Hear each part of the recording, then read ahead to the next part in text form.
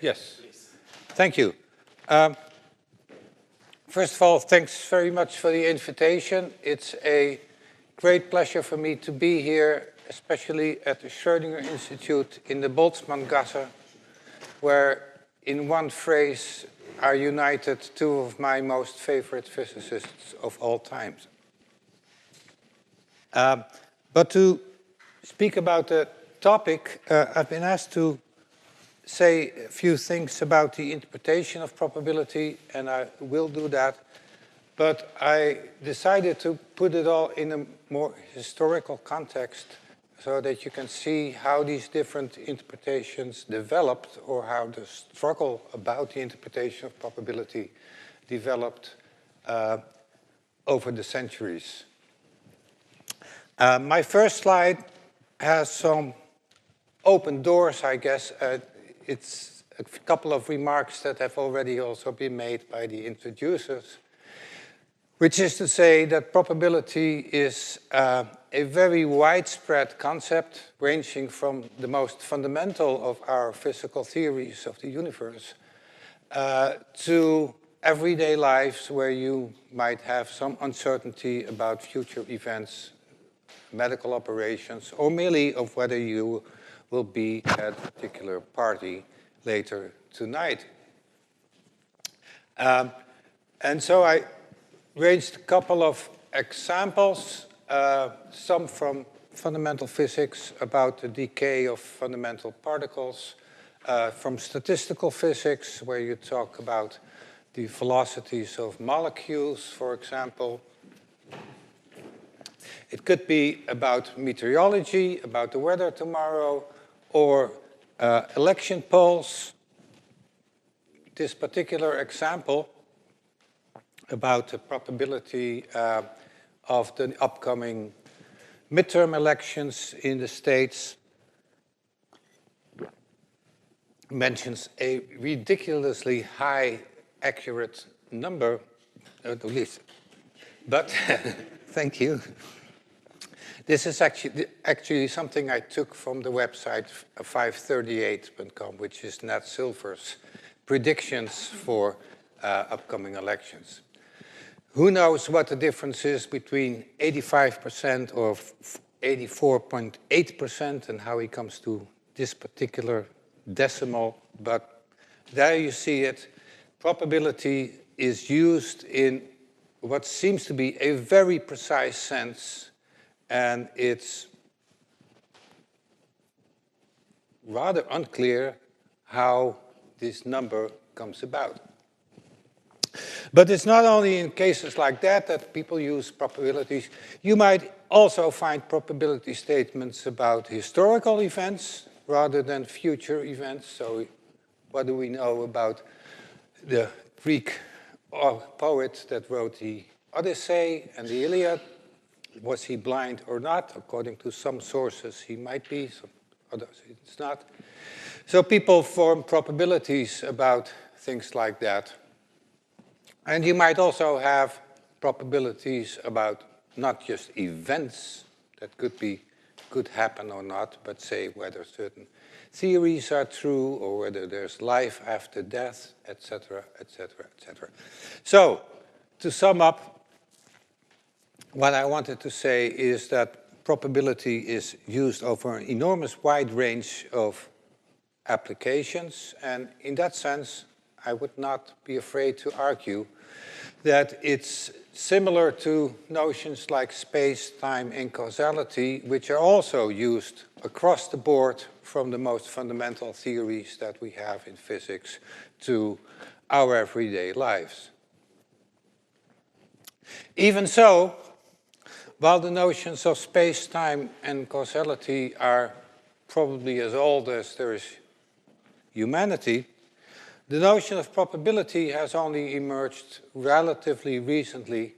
Ian Hacking wrote a great book in the 1970s about the emergence of probability, and he argues there that before 1650, there was no such thing as what we now would call probability, the modern notion of probability. And I think I agree with Hacking on this point. where you might want to know that when we talk about this modern notion of probability, it is precisely this ambiguity between what on the one hand seems to be the strength of a belief, or how strongly we expect something, and on the other hand, the idea that it can be quantified and is also a measure for how often things happen.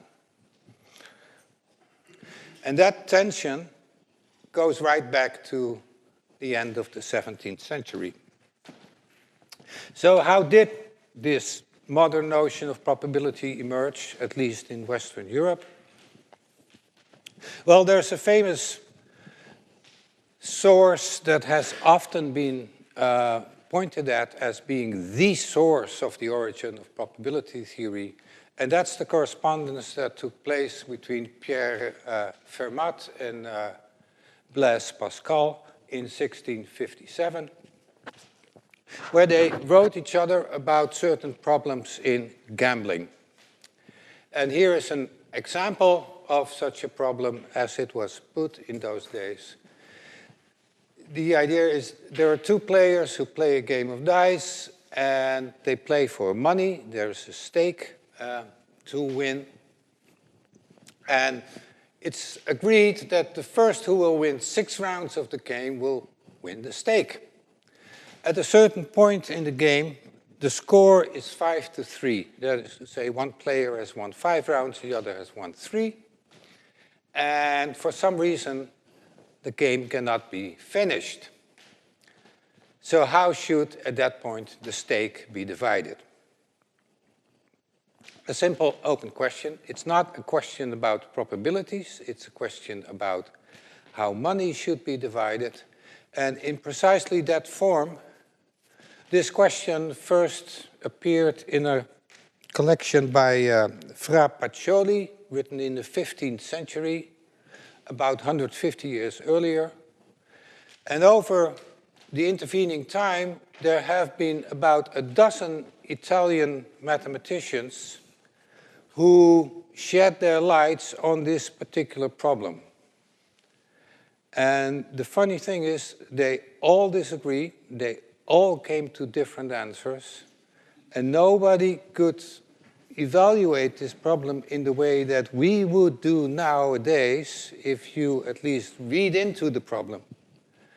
That at every round, each player has an equal probability of winning, and in that case, the answer is 7-1, which is exactly the answer that both Pascal and Fermat come to, each using a different method. And so they're very happy that they agree. And this is one of the points where people say, aha, these people knew how to calculate with probabilities, even though they never even mention the concept of probability. At around the same time, and in a different area, Leibniz was studying conditional laws in conditional rights in law.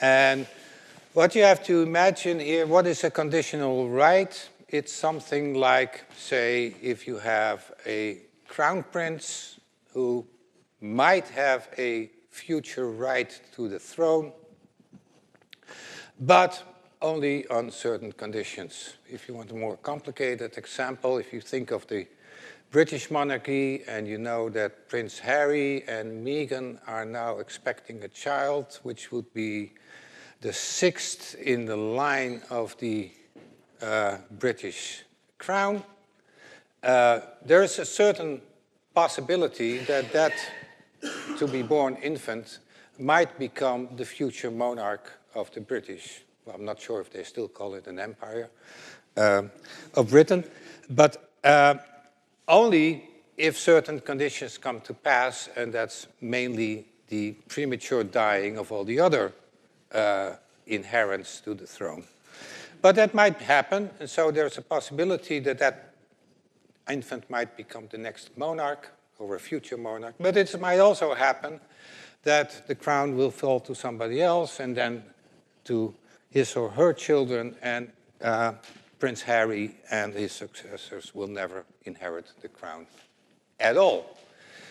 So there are certain conditions under which certain rights come to pass, and in other conditions they become void. And Leibniz imagines that you can quantify such rights by a number or a degree between 0 and 1, and he calls those rights probabilities. And Leibniz also looked upon these problems that Pascal and Fermat were arguing about, and he say, hey, these are also probabilities, because what is a gamble? It's a conditional right to win a stake. Under certain conditions, you get the right to the stake. Under certain conditions, it becomes void. So he just saw those gambling probabilities as particular cases of his conditional rights. Note that at no point in this development did the gamblers or the writers about gambling problems refer to frequencies. They didn't talk about how often a die comes up with one face or another. And there were no records, as far as I know, certainly no reliable records of how often this happened. And there is still a lot of discussion whether the dice in the early Renaissance or late Renaissance would be expected to be fair or not. But I'll skip that. The first records of recorded frequencies occur in the so-called bills of mortality that became to be published regularly, I think on a bi-weekly basis, around the same time, around 1650 and later. In particular by the work of John Ground. And here is such a bill of mortality. It's a compilation for an entire year, 1665 in this case. And what you see in this complicated table, oops, I'm sure it's not very readable from a distance. These are all the different parishes outside of London, I think. No, these are inside London and these are outside London.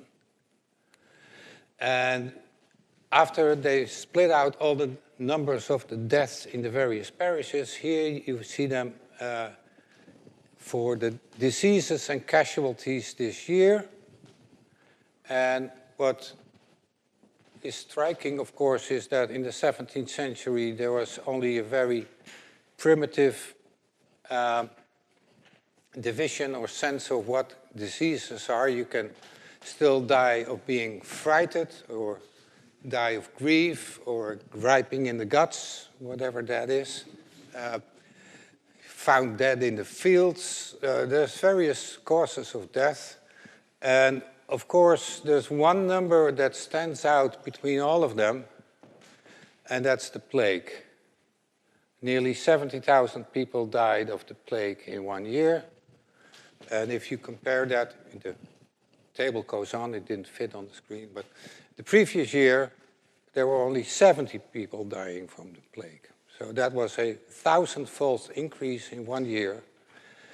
And it tells you what terrible tragedy is behind all of these bills, and also explains why suddenly in the mid-17th century these bills became so not such a common device, where people really were interested in where the plague has struck and where there was no plague, so that they could try to go to safe places and avoid these contagious centers where the plague was raving.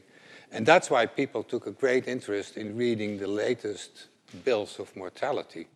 It was not an academic interest in abstract notions of probability. It was a matter of life and death. But this long stream of publishing these bills of mortality also led to the experience that certain frequencies are sort of stable, others might fluctuate wildly, and in particular, it's not on this slide, but they also took numbers of births and the number of baby girls and baby boys, the female and male births, and it turned out that every year, without exception, there were slightly more male births than female births, and that turned out, very soon, this habit became spread all over Europe. It turns out to be true all over Europe. It turns out true all over the world. And that's probably the first example of where you might say for every newborn child, there is obviously two possibilities. It'll be a boy or a girl. And since you might not know which one, it makes sense to expect, well, maybe it's a 50% probability for each one of them. But no, apparently in nature, there are factors that say that there are always more boys than girls being born. And that also became part of a larger discussion, which I'll skip, though, in the interest of time. Now, these different strands that developed in the late 17th century came together in the work of Jacob Bernoulli in a book called Ars Conjectandi that was published actually only after his death. But in this text, Bernoulli explicitly introduces the notion of probability, and he identifies it with what he calls a measure of subjective uncertainty, which is to say it expresses the degree to which we believe certain things to be the case. And he identifies these problems in gambling and problems of everyday life and economic interest, and also probabilities of death and of the weather, etc., as being problems in probability theory. But he is not a naive person, and so he also comes about to ask the crucial question, which is, how do we actually assess the numerical values of such probabilities? Now, in the case of gambling, he thinks the problem is rather easy.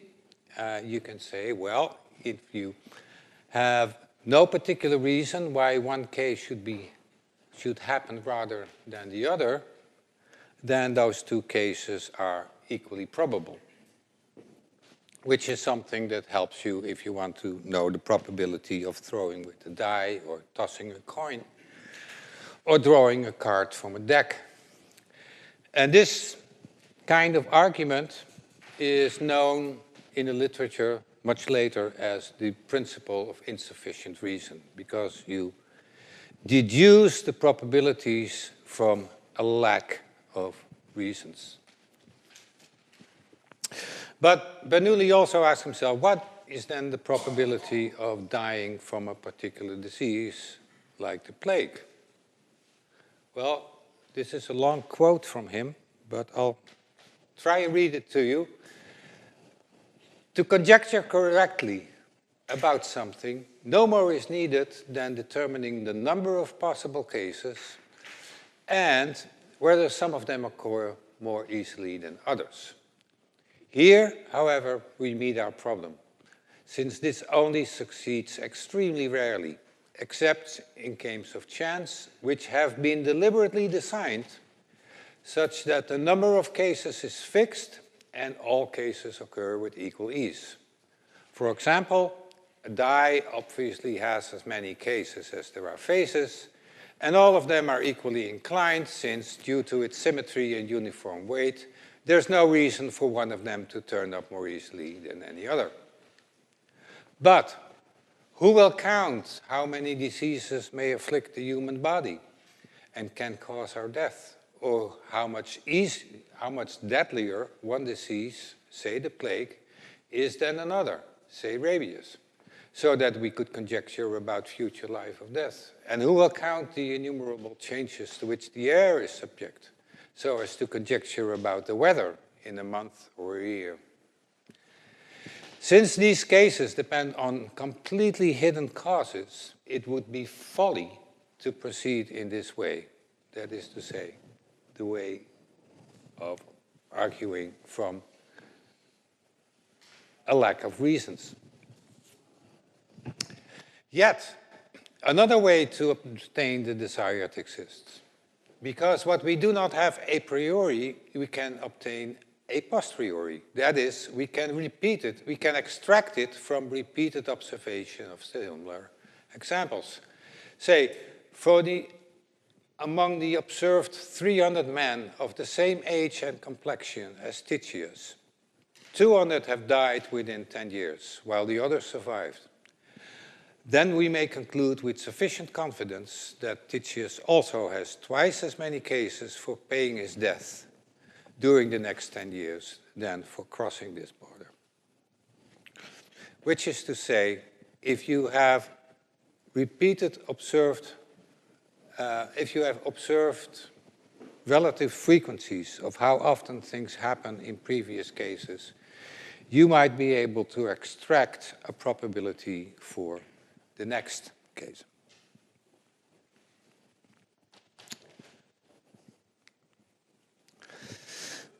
Bernoulli hoped that this new or additional a posteriori method could be grounded in a theorem which he then presents. He calls it his golden theorem. It's now known as the weak law of large numbers. And in an attempt to give it a formal expression, this law says that if you repeat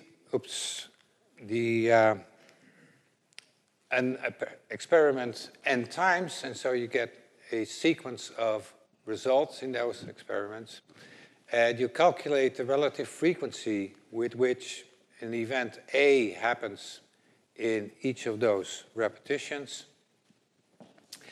Of course, these have to be independent. Then one is able to show that the probability for obtaining a relative frequency, which is close, differs less than epsilon, close to the probability of A, that probability will increase as the number of repetitions increases, and in fact its limit goes to 1. So Bernoulli hoped that this would ground his a posteriori method, but of course it doesn't quite do that, because if I try to attempt to express this in language, I would say something like this. The probability is large that the relative frequency of event A in this long series of repetitions will be close to the probability of A, which is given. Now, compare this to another statement which says that the probability is large that the unknown probability P of A is close to an observed relative frequency of A in a long series of repetitions.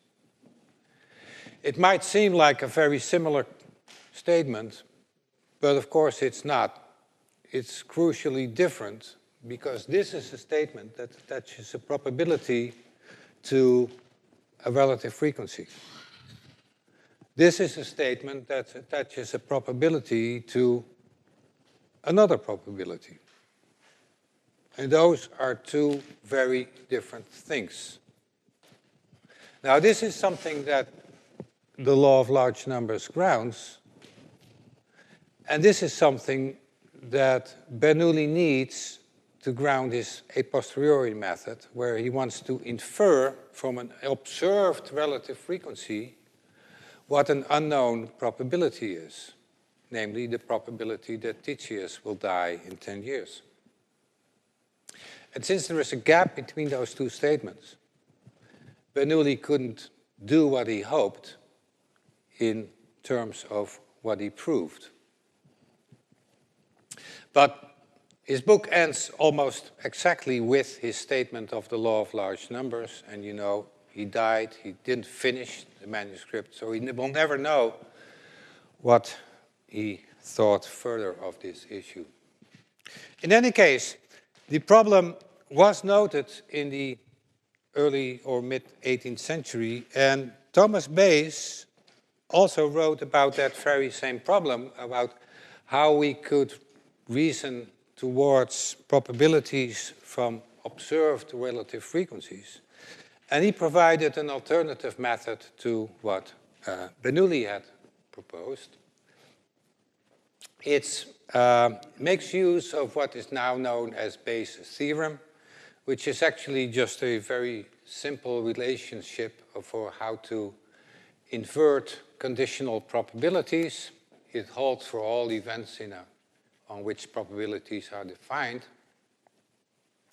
But Bayes applies this to a particular case where I've used the letters H to stand for hypothesis and E for evidence. And so he thinks of the case where the hypothesis in question is that an unknown probability of A has a particular value. And the evidence is that in n independent repetitions of an experiment, we found a particular fraction for the relative frequency of that event A. Now, for that application, if you look at the right-hand side, then the first factor is rather straightforward to evaluate because it's just the probability for the relative frequency to have that value if the probability of A is just small p. So it's the binomial distribution. So the main problem is what sense to make of this probability, which is the probability that the probability of A has some value p. Bayes gave a very ingenious argument to settle that probability. It's arguably not quite conclusive, but I'll skip that issue because what most other subsequent authors have thought that Bayes were doing or substituted for Bayes' argument is simply to reappeal to the good old principle of insufficient reason, which is to say that if we have no reason to favor one value of p above any other, if we don't see why one value of p should be the case rather than any other, then they should all be equally probable, and that is to say that we should adopt a uniform probability density over the entire interval from 0 to 1 for all these different values of p. And then we have settled, the second factor in this fraction. The denominator can actually just be determined from a normalization condition, and so now you have all the ingredients to specify what the probability is that an unknown probability has a particular value given an observed relative frequency. And that is an answer to what Bernoulli tried to provide. Another half-century later, Laplace adopted Bayes' method in his much-read book on probability theory, both the introductory essay philosophique and the analytical theory, which he wrote in several big volumes. And so now this all becomes an integrated overarching theory, and it starts to attract the attention of many different scientists and philosophers all over the continent. And there are a couple of things that one should be aware of. So remember that for Bernoulli, when he posed this problem, he thought that the a priori method and the a posteriori method were alternatives. The a priori method was very well in games of chance, but could hardly be used outside of that context. And if you wanted to study problems of life and death, you had to use an alternative method, the a posteriori, because the first simply would not work. Now, in the Laplace Bayesian construction, however, a posteriori and a priori just refer to two different stages in a consecutive argument. That is to say, the a posteriori probability is calculated or updated from a previous prior probability distribution, which you already had, and for which you had used the principle of insufficient reason anyway.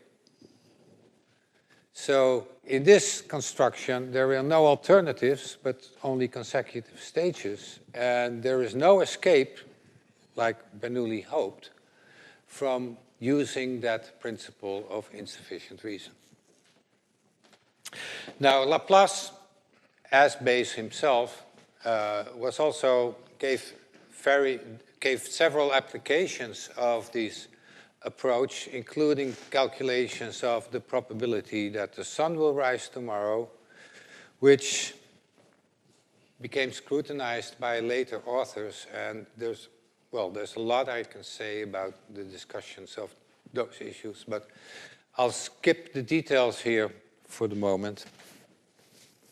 Let it suffice to say that although Laplace's approach blossomed in the early 19th century, after several decades, it also became subject of criticism, especially from Britain, by people like John Stuart Mills, John Venn, Leslie Ellis, and several others. Perhaps the most condemning criticism was actually half a century later by Joseph Bertrand in his book on probability theory, who formulated the famous Bertrand paradox, and I tried to formulate it here in a more simplified version, which is actually due to von Mises. But it's just to give you a flavor of the problem, which is the following. Suppose that we have a glass that contains a mixture of wine and water, and all we know is that the proportion of water to wine is between 1:3 and 3:1. And we would ask, what is the probability that the ratio of water to 1 is more than 2 in 1, that contains more than 2 parts water compared to 1 part wine? And there are several ways to go about this problem. One is to introduce a parameter x that measures this ratio of water to wine.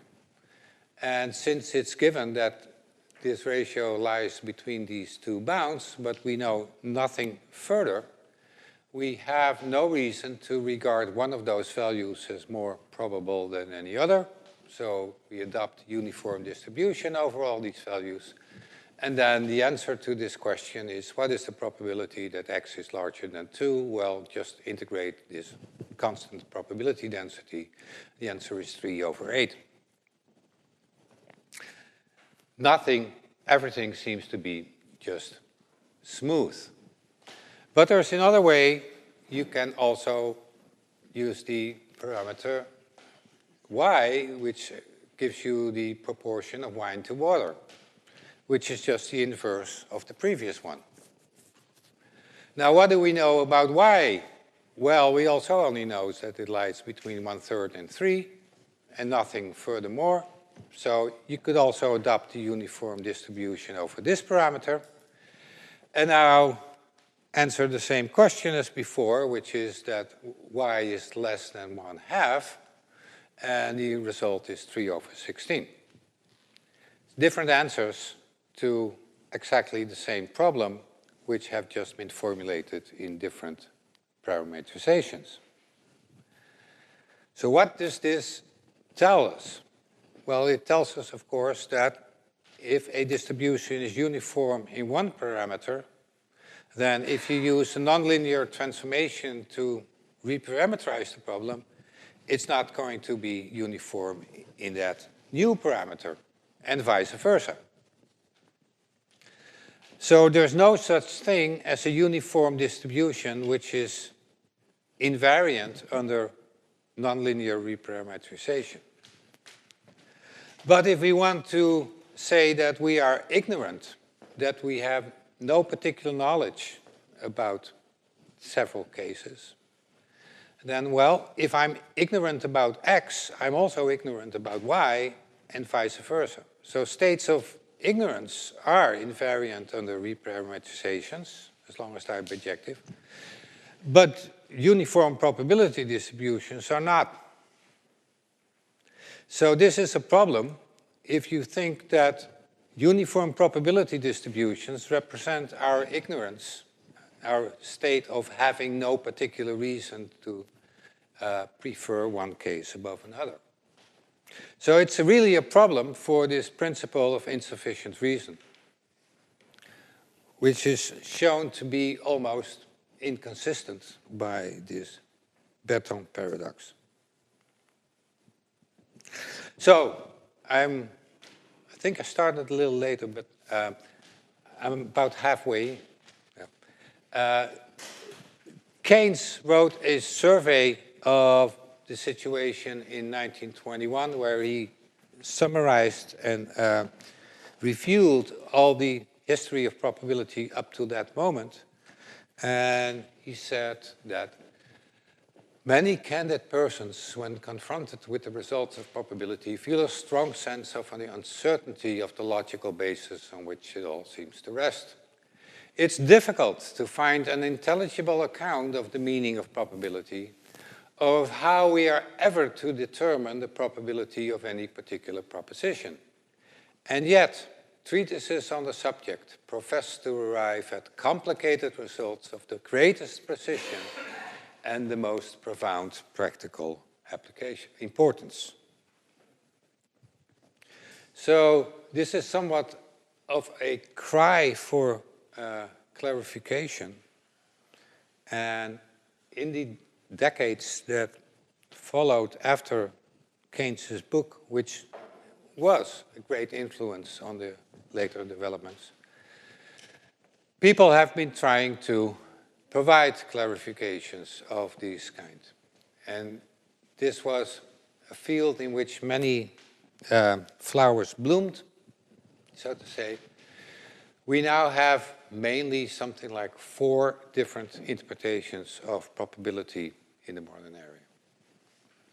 The first is the frequency interpretation due to Richard von Mises, who actually started some years before Keynes's book appeared.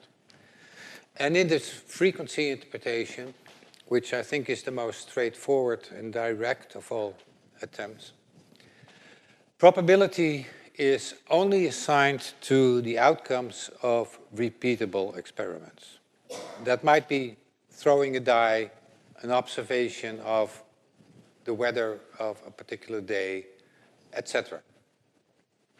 It's something that can be repeated. And the probability of a certain of those outcomes is the relative frequency with which that outcome occurs in a long repetition of such experiments.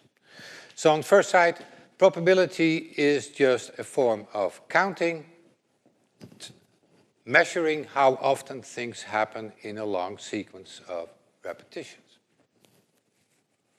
It has nothing to do with knowledge or beliefs or states of minds or uncertainty. It simply has a particular value or not, depending on how often things occur in the experiment. So it's what people typically call an objective interpretation. There's a variation due to Popper, which is commonly known as the propensity interpretation, which is likewise an objective interpretation. And again, probability is assigned to the outcomes or events that might happen in an experiment. But in this case, it doesn't matter whether it's repeatable or not. It might be just a single case. It might be something that can never be repeated, even in principle. So what is the probability of an event in this case? It's not the relative frequency, but it's what philosophers call the disposition of the event to happen, and propensity is just a synonym for that. It may not be something you're familiar with, but to give you a sort of typical example of dispositions, we know what sense it is to say that something is fragile. If, for example, I have a precious glass crystal vase, I can call that fragile. You all know what I mean. Fragility is the typical example of a dispositional property. It means that it would very easily break if you drop it. But it makes sense to call something fragile even if it's never dropped and never breaks in its entire lifetime. Similarly, probability in this view is also a dispositional. It would say something about how often things occur if they were repeated, even if they would never are to be repeated. So it's not something which is related to the observable. It's something that is only conditional and dispositional. And as Popper explicitly said, he was quite happy to call it a metaphysical quantity.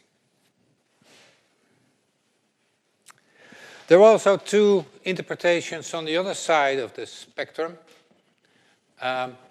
epistemic interpretations. And the first one is very often known as the logical interpretation. I personally think that is a bad name, at least if you want to group the authors together that I like to group together.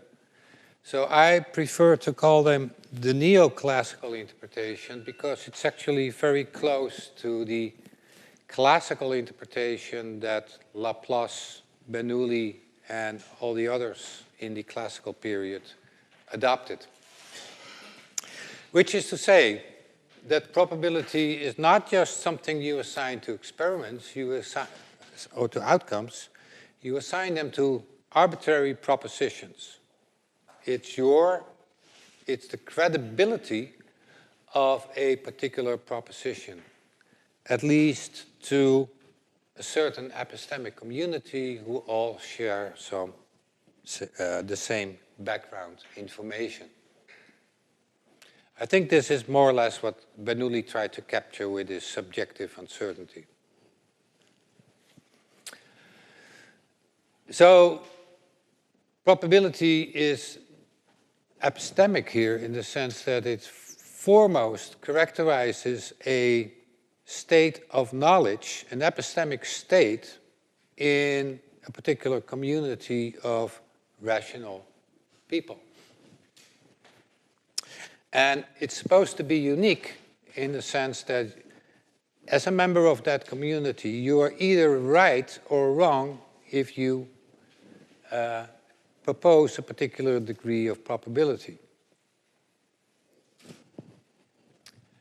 On the other hand, if you take this subjective interpretation formulated by Ramsey and continued by De Finetti, probability is also assigned to arbitrary propositions. Those might be propositions about an experiment and events in experiments, but they need not be.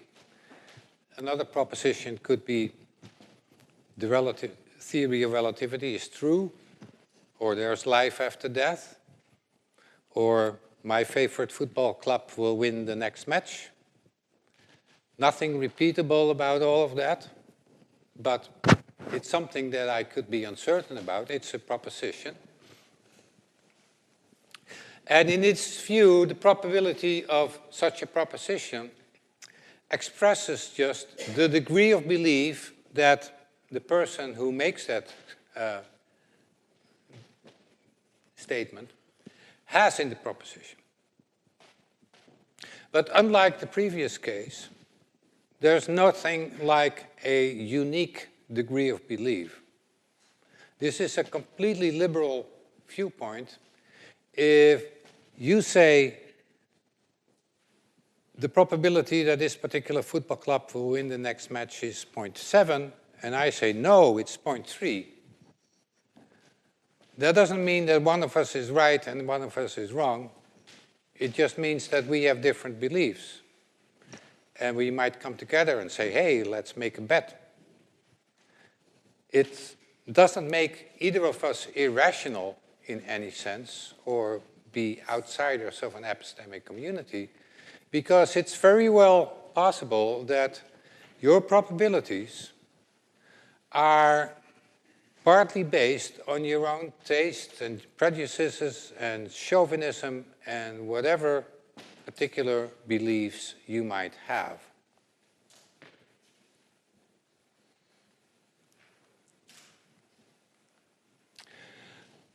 I hope this is somewhat clear. I should probably hurry up right now. There are various problems, of course, you could ask about for these different interpretations. And perhaps I should more or less leave this to the discussion time. But to be very cursory, there are, I believe, serious problems for at least the three of them, namely the frequency interpretation, the propensity interpretation, and the neoclassical ones. But the subjective interpretation has been developed to a quite sophisticated extent, and much of the questions that you might on first sight raise about this point of view, like what actually does it mean to have a degree of belief that can be expressed by a number, can be answered to some extent or other. Of course, these answers, at least as far as people agree upon them, also reveal something more about what it is intended as this degree of belief. And what I think should be stressed here, that is that there's a rather behaviorist approach here to what it means to believe something. That is to say, according to the subjectivist viewpoint, a belief is just also, in a sense, a disposition to act in a particular way. It's not the strength of any conviction. So, to give you an example, one of the strongest beliefs that you, as the people in my audience, have, I can read off from your behavior. Namely, if I ask you, what do you think about the possibility that there will be a major earthquake right in the center of Vienna about a minute from now?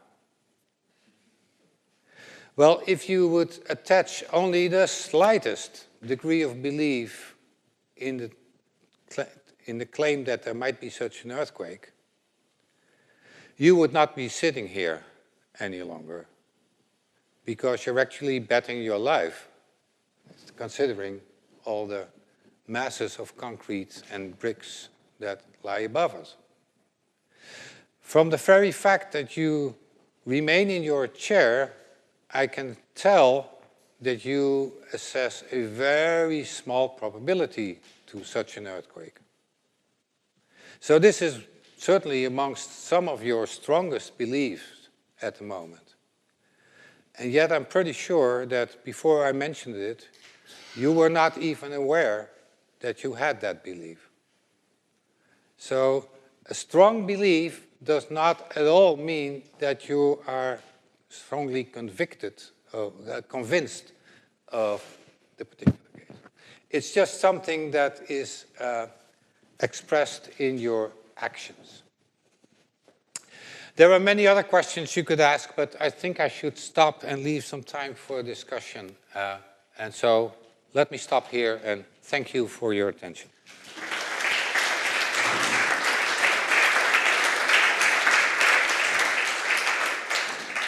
Thank you very much. Right. you know, to reassure you, earthquakes are very rare here again. I don't know if that helps. So thank you, Jos, very much for that talk.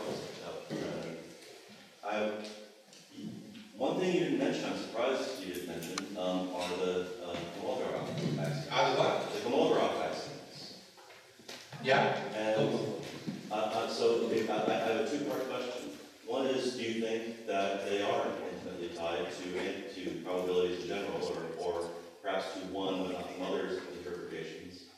And if so, do you think that causes problems for interpreting probability in quantum mechanics, since the objects over which the Born rule is closed don't satisfy the underlying structure that the Kolmogorov axioms are defined? Oh. Well, thanks for that question. First of all, yeah, my reading of Kolmogorov is that he wants to present a mathematical formalism which is, I think he explicitly says that, which is completely neutral to the interpretation of probability. In which sense he is the complete opposite of von Mises, who also presented a formalism for probability theory, which was explicitly tied to his frequency interpretation. Kolmogorov presents a set theoretical, measure theoretical framework, in which he says, well, probability is just expressed by this particular sigma additive measure, obeying a certain set of axioms. And what the interpretation of that measure is, I set aside.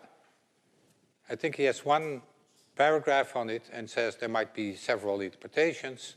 Not all of those, because they were partly not developed at the time, but he wants to avoid it. And I think that's a very clever and fruitful move at the time. For a mathematician, the aim is to provide the mathematical framework, not to conduct a philosophical discussion of what these concepts mean. And mostly, but not always, all of these interpretations fit in the Kolmogorov framework.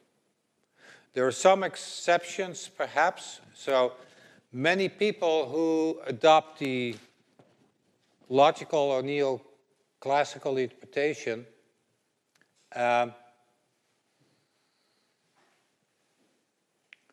would like to say something like, well, this is the degree of credibility in proposition A for all members of the community who shared the same background knowledge. And this might seem very seductive then to say, well, actually you should use conditional probabilities as your primitive concepts. It's a probability of A conditional on this background knowledge.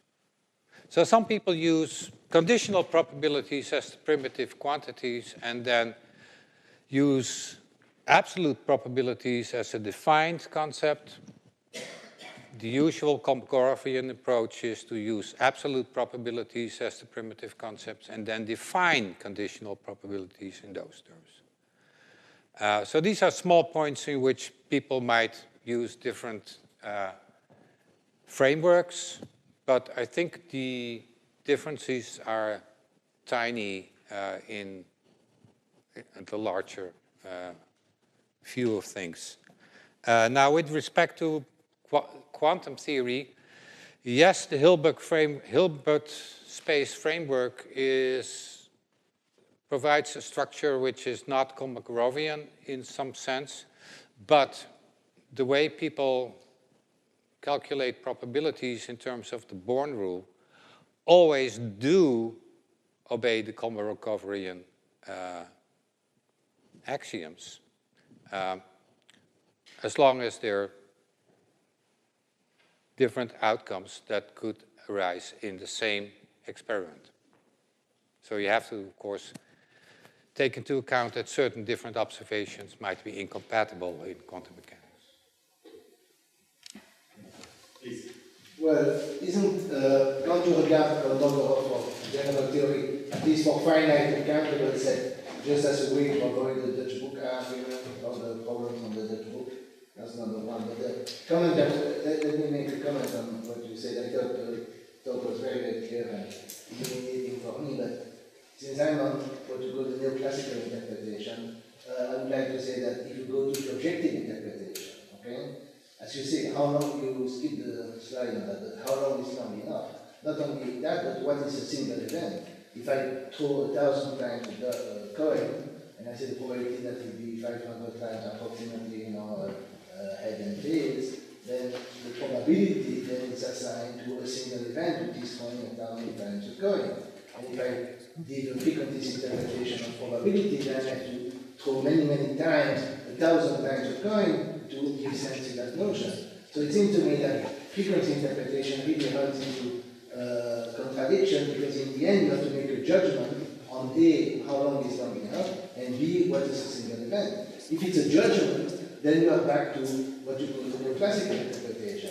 So it seems to me that even the frequency interpretation, propensity, I don't know what it means, but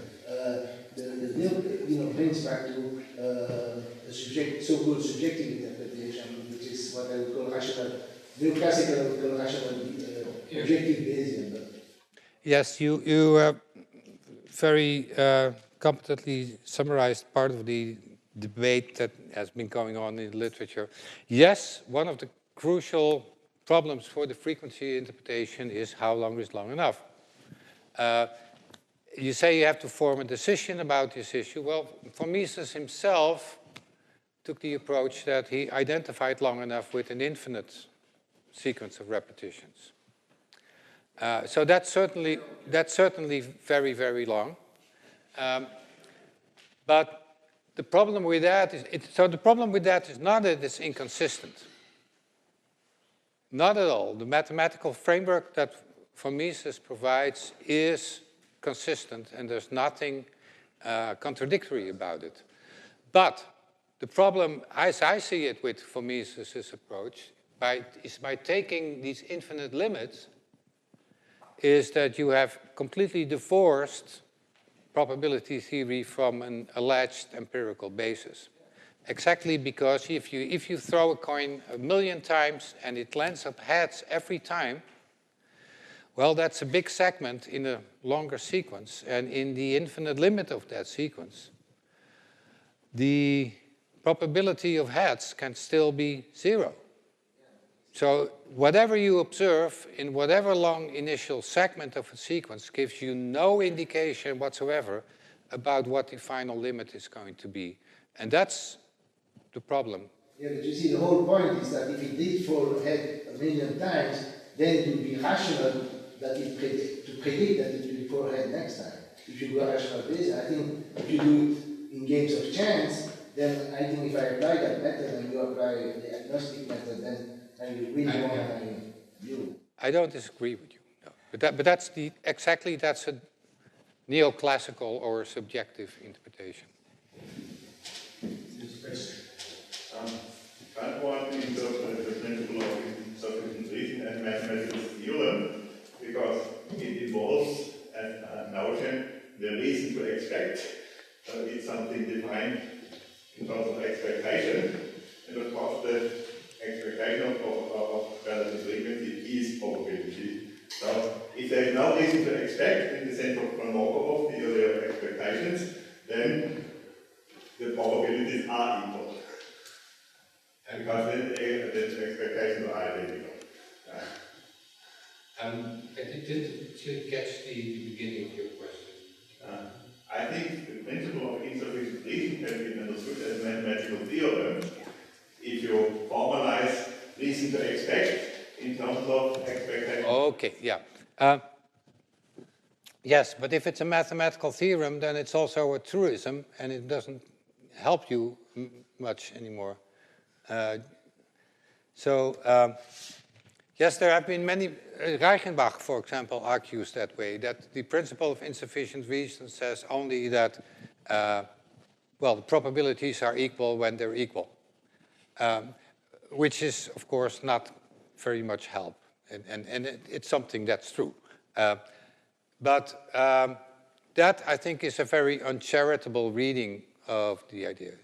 I think the intention of what this principle is supposed to convey is really that probabilities are reflections of an epistemic state, a state of what we expect, of what we judge, or what we believe. And if there are symmetries in our beliefs, then they must be expressed as symmetries of our probability assessments. So I think it's an argument, it's a way to argue from one realm of reasons that we might have or in our state of knowledge to symmetries in our probability assessment which we form to represent that state of knowledge. And if you look upon it that way, it will not be a mathematical theorem, but rather something what philosophers would call a bridge principle, to go from one area to another area. That, I think, is the intention of the principle of insufficient reason. We've time for 2 more questions, one there and then Well, I would like to challenge you in one more question. I mean, this was a very interesting presentation of the history of the classical probabilities, I would say. Now, you are already alluding to things that are complementary, like the Born rule or Gleason's theorem and so on and so forth. I think the big challenge nowadays is to adopt these kind of methods to event structures which are not Boolean.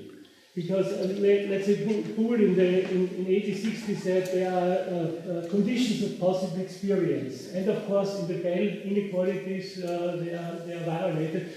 And you have even now suggestions by Wright, for instance, in the 70s, that you have non-classical, non-quantum probabilities. So the question arises: what kind of wealth, what abundance of probability sorts of are possible. And I generally miss that in that kind of treatments. I would be happy. Yeah. I tried to give a sort of general overview. I think I was asked to do that. And I didn't go into what is nowadays called quantum probability.